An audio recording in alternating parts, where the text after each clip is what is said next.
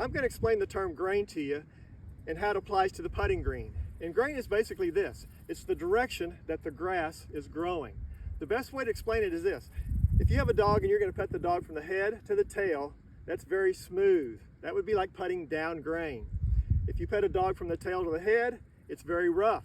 That would be like putting into the grain.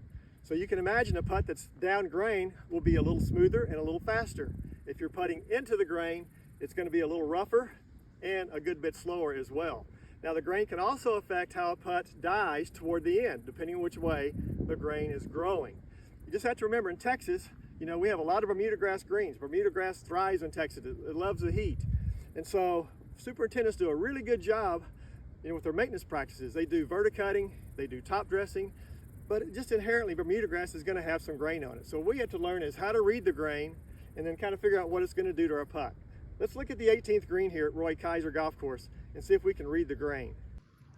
I found a part of the 18th green here where the grain is very evident. And this is how you read the grain. If you'll notice, I'm looking into a slope here. The grass appears to be very dark. That indicates I'm putting into the grain. It's going to be slower. On the other side of the slope, it's very shiny.